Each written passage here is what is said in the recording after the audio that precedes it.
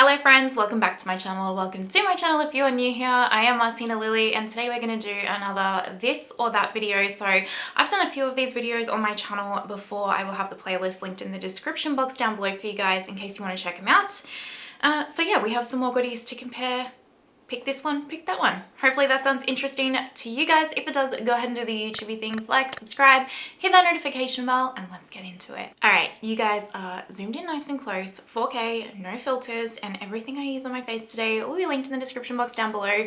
If you shop through those links though, they are affiliate links, so thank you so much if you do, because it just goes back into supporting my channel here. Normally I do this with my makeup already done and I talk through the products and then I do B-roll of me applying them, but I thought this time I might actually apply the products and like talk through them, just because I thought that might be a little bit more engaging and interesting. Let me know your thoughts. There will also be timestamps down below if you're only interested in certain parts as well. The first this or that is going to be the Chanel Le Beiges Healthy Glow Foundation versus the Fenty Beauty, I actually don't know what this, soft lit foundation, let's call it.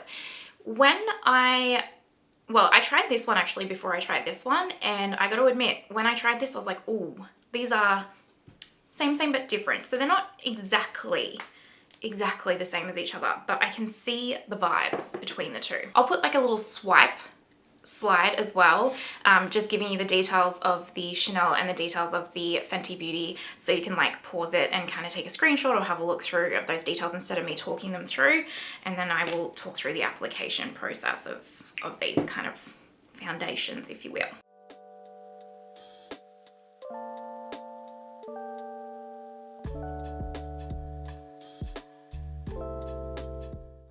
These are the two swatches of these foundations. This is the shade 150 in the Fenty, and this is the shade B10 in the Chanel, and they are both really nice shade matches for me. Even though this one looks like it has a slightly kind of more orange undertone to it, because it's quite sheer on the skin and lightweight on the skin, it really does blend out to be a beautiful shade match. The Fenty though is an impeccable shade match, truly. So they are the swatches. Now you can tell from the swatches they're both glowy foundations. I think the Chanel probably looks glowier than the Fenty just because the shade stands out more, but I think you can even see just from back here, they're both kind of equally as glowy and hydrating. And I say glowy not in the context of a metallic glow, but like a plumped up, juiced up, moisturized glow, if you will, like a facial glow. I have the Hourglass Airbrush Primer all over my face. I have the Tarte Green color corrector on, and I have the Bobbi Brown color corrector on my under eyes. That's exactly the same for the whole face. I wanted to use products that I know and love so that you can really see how the foundations perform. I have combination skin for reference. It does get kind of textured and oily through here. It's quite chilly here today. It's kind of as coldish as it gets where I live right now. So my skin is probably a little bit on the drier side than the combo oily side today, but I'll talk through kind of what skin types I think will like these foundations and why and that kind of a thing as well. So I'm going to apply the Chanel first to this side of my face and the Fenty Beauty on the other side of my face. I have two separate brushes. So for the Chanel, I'll use the Denona Cross My Kit Co Large Angle MY1 brush, and then for the Fenty, I will use the Ray Morris 27 foundation brush, and then I will smooth over both with a sponge, the Juno & Co Cloud Sponge, because that is like how I like to do it. So I'm going to apply the Chanel foundation first. So I just have about that much.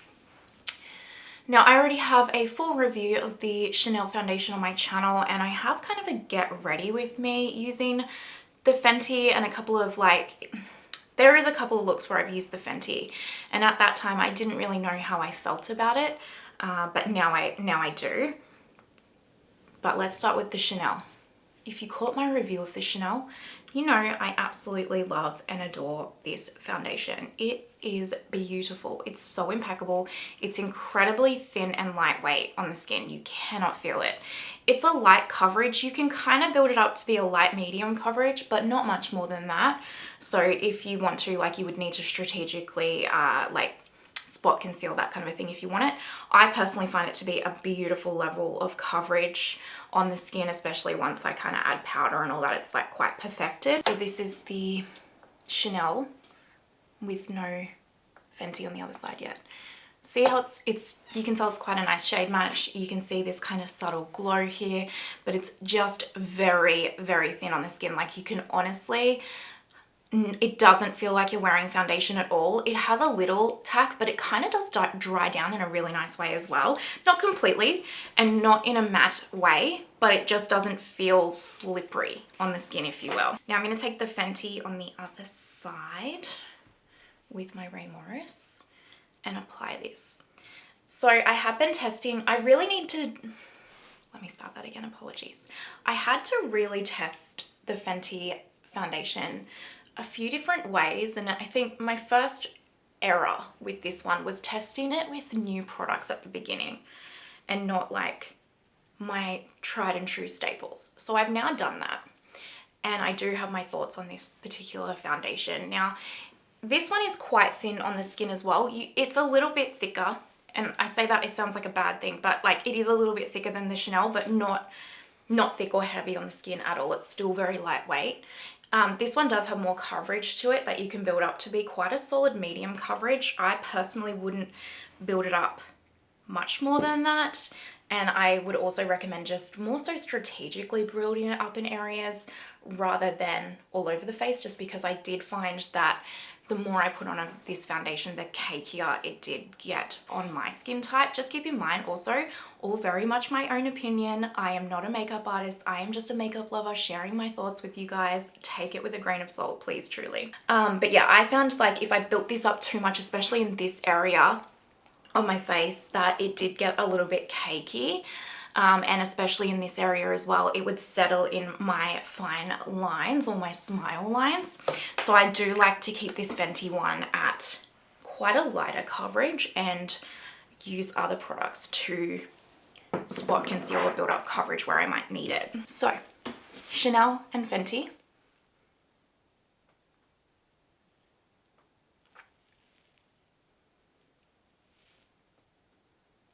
This is really, you know, up close and nitty gritty, uncomfortable for me, but hopefully it's helpful. I feel like you can kind of tell, right? They look, even the shades, they look really nice. This one's slightly deeper, but the shades are doing a pretty decent shade match considering on the swatch they look really different. They look quite similar on the skin. I feel like you can tell. They both have that kind of juiced up glow. I do find the Chanel one to be slightly more smoothing in this area than the Fenty, and I found that consistently.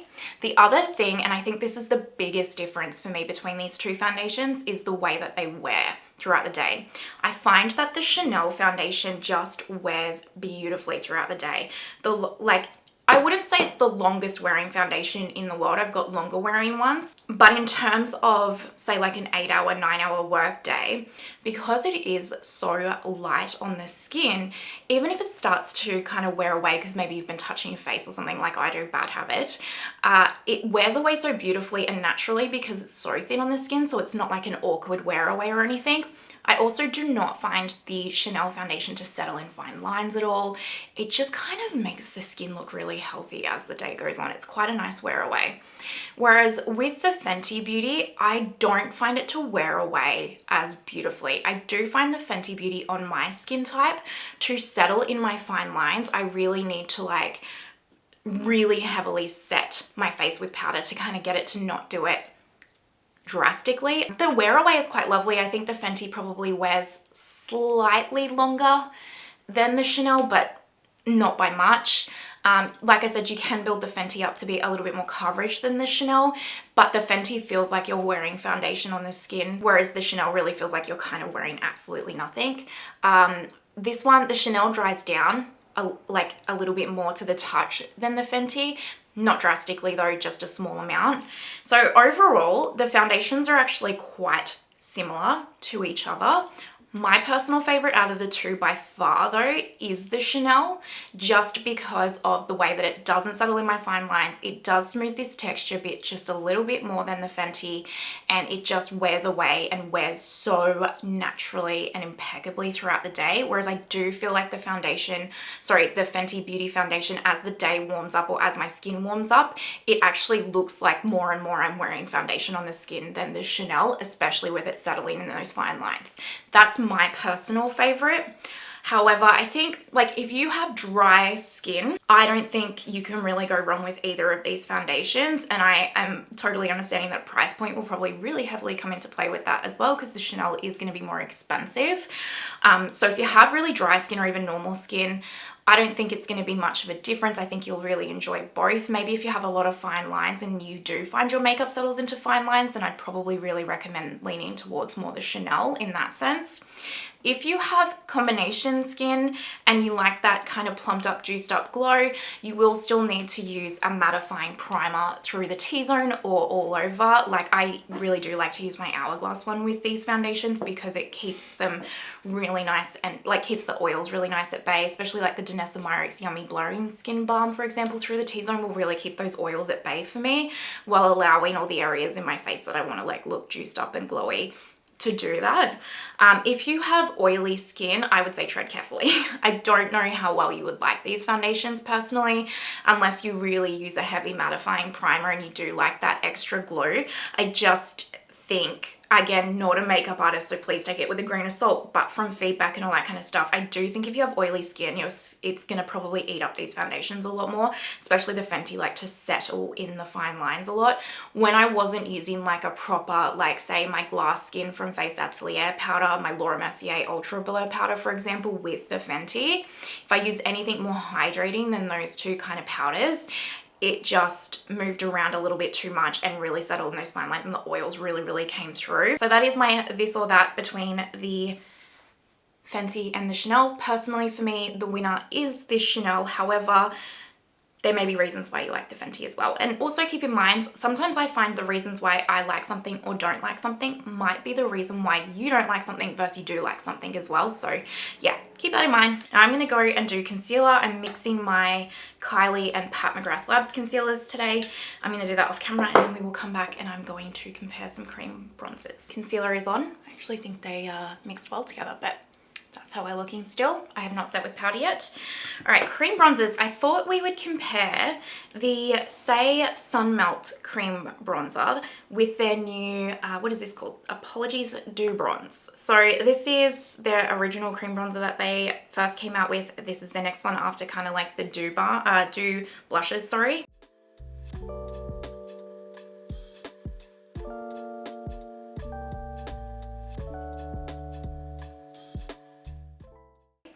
Now I have the shade Light Bronze in the Sun Melt and I have the shade Sand in the Dew Bronze. Let me swatch them. So this is the shade Light Bronze from the Sun Melt and this is the shade Sand from the Dew Bronze. So you can tell the undertone is slightly different. This is more neutral. This is more of a true bronze color. They do actually have a lighter shade in the Sun Melt now that is more of a neutral shade. So in terms of shades, I'm not comparing them, more so around the formula. I don't know if you can tell by the swatches, they're both quite a healthy, juiced up type formula. They both have some like slip and moisturizing to them. The Sun Melt has definitely more of an emollient slip to it than the Dew. Yeah, this one feels more oily than this one, but this one is still quite hydrating, and I think you can tell this one definitely has a lot more pigment to it. This one is a lot more sheer. I'm going to apply the Sun Melt with my Sonia G Sheer Buffer Brush on this side, and then I'm going to apply the Dew Bronze with my Raymore's 23 brush on this side. So let's start with the Sun Melt. I just kind of dip my brush in slightly, and then I like to work the excess kind of into the back here, and then we will softly apply.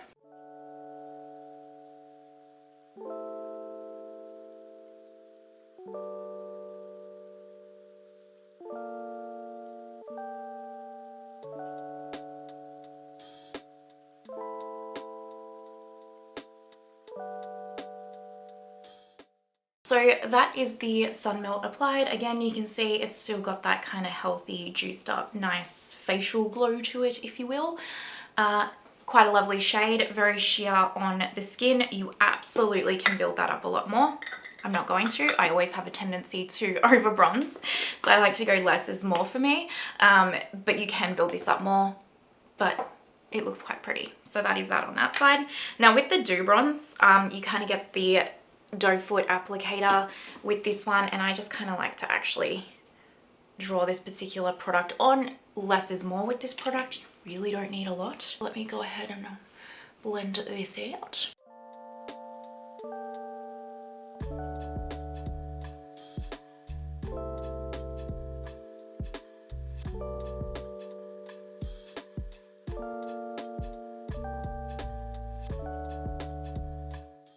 That is the Dew Bronze. Now you can tell the Dew Bronze is a bit of a deeper shade to it almost. It's because of that undertone as well. This one I could build up more. It's going to have more of a warm undertone to it. Both of these products blend out so seamlessly. Like truly, they both blend out absolutely flawlessly. They really do. This one so the Dew Bronze side, this product is definitely more of a sheer product than this one. Now I've applied this quite sheer, but you can build this up to be quite intense if you wish.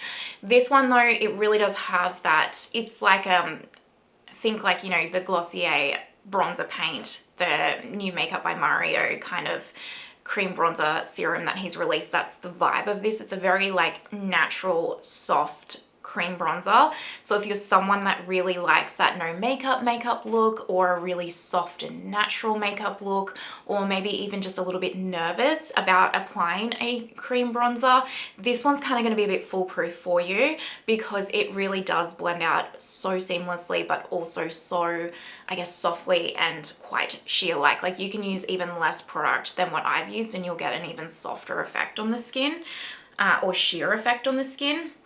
Whereas with the Sun Melt Bronzer, I do need to kind of be mindful that I don't pick up too much product with this, because it can get more intense quite quickly, which is why I kind of like buff it out on my kind of arm before I apply it to the skin every time I use this.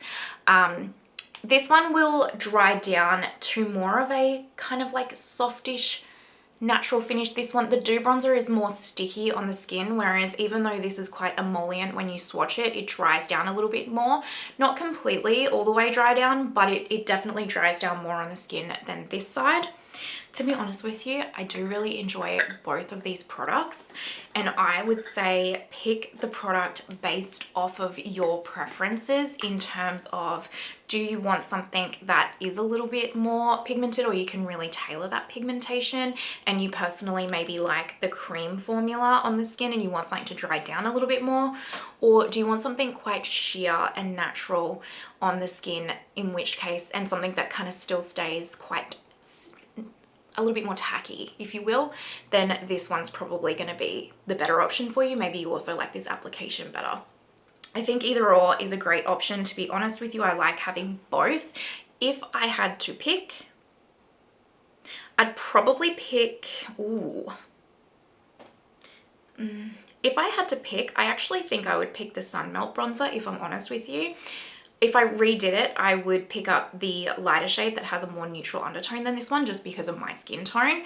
But in terms of formula, I do like the way that this finishes on the skin nicer, and I like that I can build it up and sheer it out. This one I do quite like. However, in summertime, this is going to be too dewy and glowy for me. It's just going to, my oils are going to kind of like eat it up, whereas this one I can use year round. So for me, that's a preference thing. You know, if you have dry skin, you might like the Dew one more. It really does just come down to preference. And I know maybe it's annoying that I'm not like specifically this or that with all these products, but it's more around like why you would like this versus why you might like that more, if that makes sense. I just quickly went and I powdered my under eyes and just a little bit through my T-zone with my Make and my Pat McGrath Labs under eye blurring powder mixed together, because that is my go-to concoction no matter what. And I quickly did my brows. So let's now do a this or that with the new Natasha Denona High Glam powder foundation, sorry, and the Makeup Forever powder foundation, which you know I'm a huge fan on. So I do have a full review of this powder foundation for you on my channel as well, if you just want to see like an individual one, and I'm pretty certain off the top of my head I did a wear test in that too.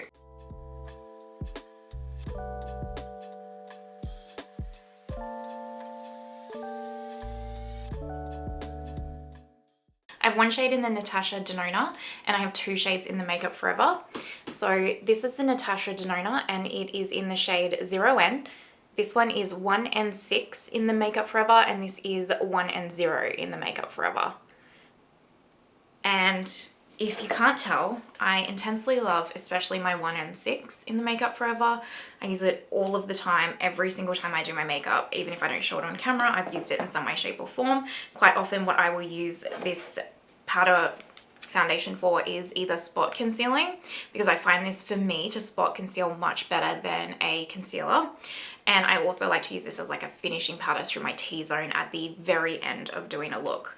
So I mean, it's clear, I'm obsessed. I will instantly repurchase this. If you caught my review for this one, you kind of know how I feel, but I will recap it for you now. Sometimes I will use a powder foundation to set the rest of my face, especially if I've got a more lighter coverage foundation on. I do like to do that to add just a little bit of extra coverage and perfecting to the skin. So that's how I'm going to use these today. We'll do Natasha Denona on this side and we'll do Makeup Forever on this side.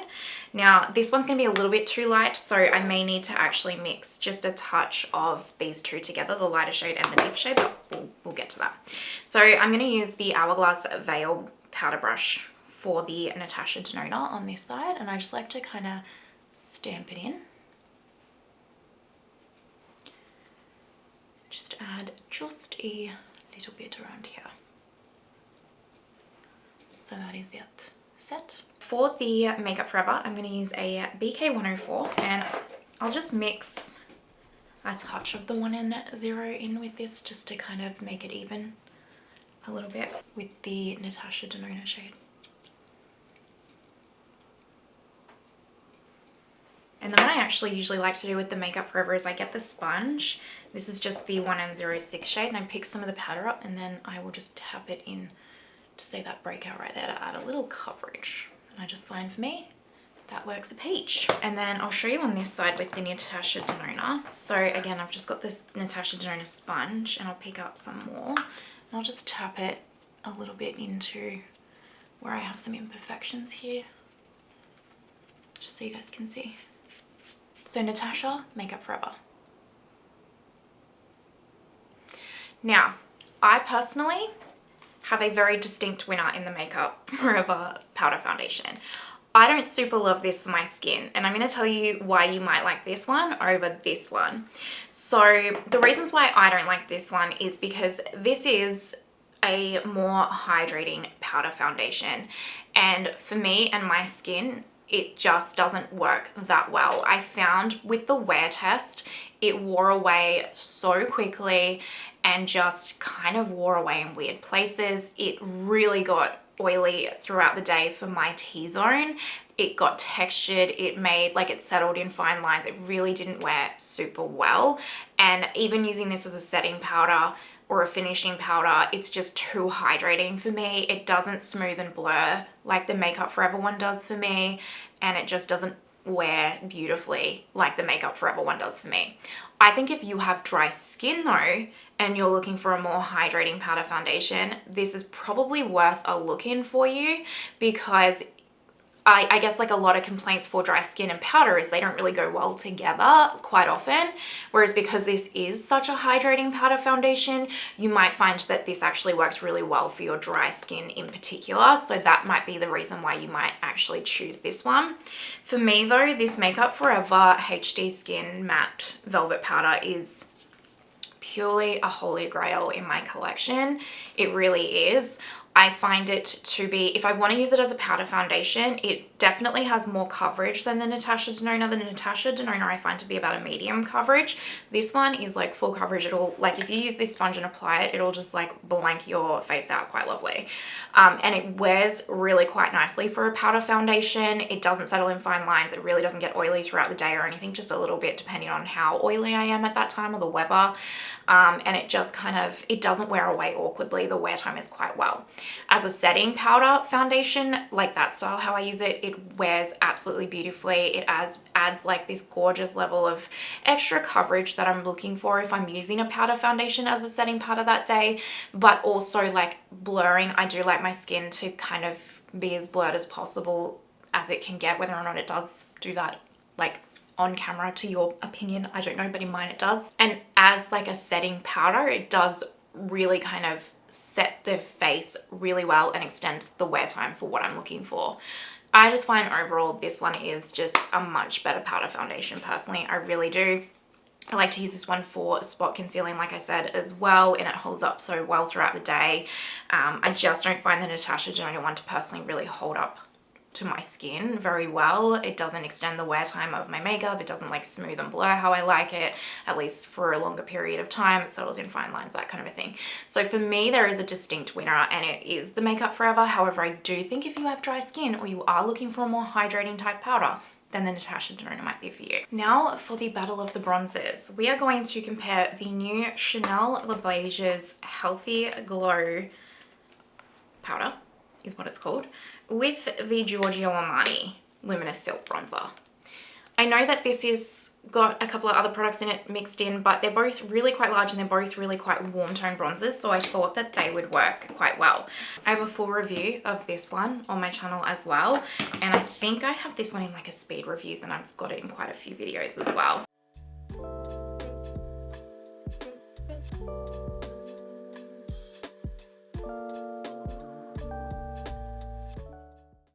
So this one right here is the Chanel Le Beiges Healthy Sunkissed Glow Powder in Light Coral, and that's all 3 shades mixed together. And then this is the Armani Luminous Silk Bronzer in the shade 100. So because there is the 3 shades mixed in with this one, it does have that extra sheen to it from the highlighter and a bit more of a warmer peachy undertone from the blush. And then you can see this one is just quite a straight bronze. However, one thing I do really like about this one and why I thought we could compare them is actually I will swatch just the bronze shade as well for you so that you can just see that compared. So that is just the Chanel bronzer shade. One of the reasons why I thought this would be a good comparison is because you can really get that warm tone in here, but you've also got like the 3 products, that kind of thing. And also this is just so large and they're kind of popular ones at the moment. So what I'm going to do is I'm going to take the Chanel on this side with a BK103, and I'm just going to try and stick mainly to the actual bronzer shade, just so that we can compare that particular shade with a little bit of the blush mixed in. I don't usually like to mix in the highlight with this one. I actually like to use the highlight on its own, but that's a preference thing. If you want it to be more glowy, then by all means.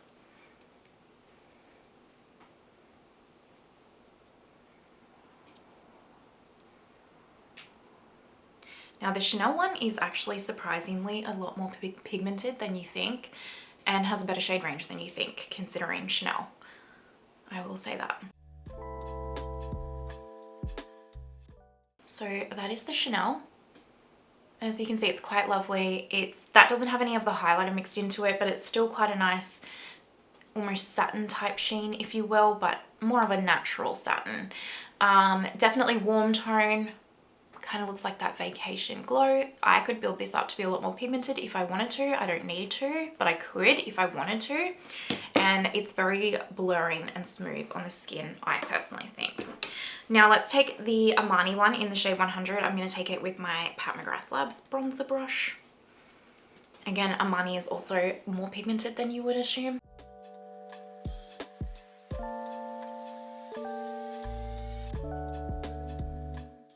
So that is the Armani on the other side. You can tell it's a bit deeper. If I had my time over, I'd definitely get the shade 90 in the Armani. It's just a little bit too deep. You can tell it's more of a neutral undertone than the Chanel. The Chanel did have a little bit of that blush mixed in with it as well. But you can use the shades individually as well if you wish. I personally enjoy the Chanel more than I enjoy the Giorgio Armani.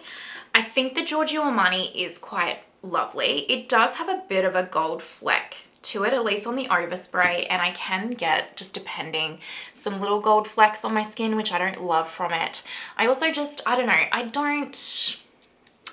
do like it. It's nice and smoothing on the skin and subtle, and it's lovely, and it's quite a nice like summer bronzer. But for me, I would also, I don't know, there's just something to it that I don't instantly go, wow, I'm obsessed and I love this. But I do really like this one as well, more so because for a summer kind of product especially, I love that this has that kind of bronze mix, blush mix that you can put into it, so it really does create that almost like sunburnt-y skin type look. I also love that for this you get 3 individual products, plus you can mix them together differently. I really enjoy that. And I like the formula, I think, of this one a little bit more on the skin. It's just a little bit more blurring and smoothing on my skin than the Armani. And I just think it suits my skin tone a little bit, but that's also a personal preference. The last this or that products is going to be lip products. So I am going to do the rest of my makeup now, which is eyes, highlighter and blush off camera, and then we'll come back and we'll do the lips. So 2 seconds. The last this or that. The new WESTMAN Atelier lip suedes against the Lisa Eldridge True Velvet lipsticks. Now, if you are not new around here, you know I am obsessed with Lisa Eldridge and especially her lipstick formula. And then you also know that when I discovered the WESTMAN Atelier lipsticks, I also became obsessed with these, like obsessed.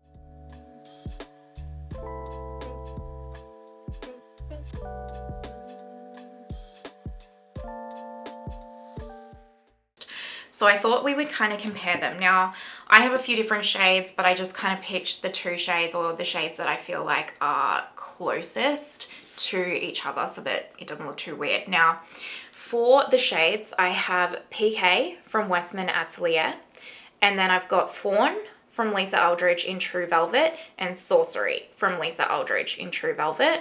And I thought I would actually maybe mix these 2 together to kind of create a nice little match for PK. I just picked up this new Kosas hot liner in the shade, I think I got 100, so I'm just going to use this for my lip liner.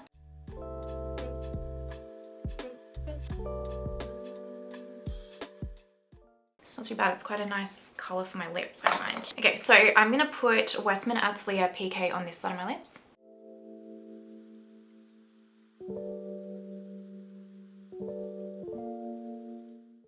And then I'm going to put a touch of Sorcery and Fawn from Lisa. So that is WESTMAN Atelier, and that is the Lisa Eldridge True Velvet formula. Now, I love both of these formulas, okay? You cannot go wrong. Just spoiler alert, you cannot go wrong with either of them. I will say, I think I actually maybe prefer the WESTMAN Atelier Lip Suede formula just a touch more than the True Velvet from Lisa, just because it has a little bit more hydration to it. Like, I don't know, can you see? It just has a little bit more hydration to it. Not a dramatic amount, to be honest with you, but I'm also going to caveat that with the Lisa Eldridge True Velvets are going to last a lot longer on your lips and not budge more so than the lip suedes from WESTMAN. So that might be the trade-off for you, because these are a little bit more of a velvet matte than this formula, but these, like, when you apply them, they apply for a very, very long period of time for sure.